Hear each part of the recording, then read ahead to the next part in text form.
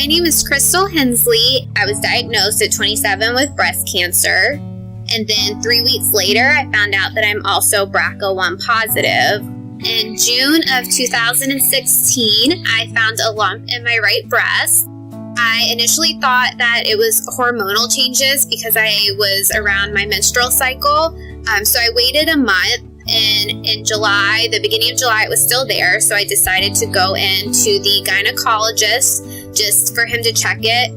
When I went into the gynecologist, he did a breast examination, and originally he thought that it was just a cyst, but because I have an extensive family history of breast cancer, he sent me to get a mammogram.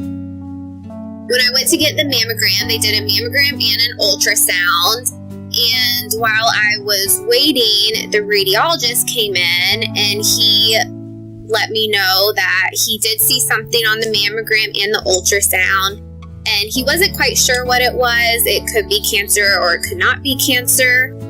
He ended up leaving, and the office manager came in and asked me if I had any questions. So I asked her if what he said was true, like, could I have cancer? And she said, yes, that's what he said. At that point, I just started crying. I was actually by myself. I'm from North Carolina, so my whole family was back in North Carolina. When I went in for the biopsy, she did a 3-punch biopsy, and after the very first punch, she did tell me that it didn't look normal to her and that I probably should call my parents and get one of them flown to Louisiana so I wasn't diagnosed by myself. After I found out that I have breast cancer, I actually went back to North Carolina so I could be treated at North Carolina around my family. When I got to North Carolina, we decided to do a double mastectomy. And then after that, it was decided that I would need chemotherapy. So before the chemotherapy started, because there was a 30% chance after I went through chemo that my ovaries would never work again, I actually went through fertility treatments and they harvested my eggs. I think it was 5 days after they harvested my eggs, I started 4 rounds of chemotherapy. My last chemotherapy was December 20th of 2016. I was actually very lucky. I had a gynecologist and providers who didn't look at my age and automatically turned me around at the door.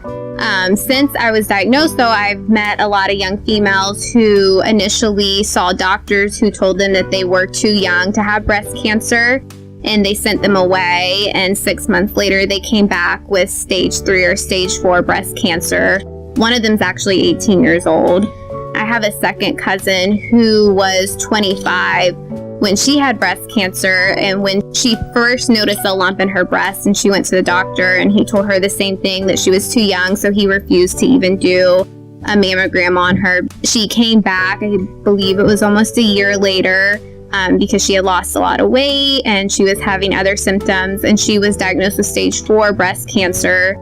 So I think it's just very important for providers to understand that breast cancer, it doesn't discriminate, and there are a lot of younger women who are being diagnosed with breast cancer now.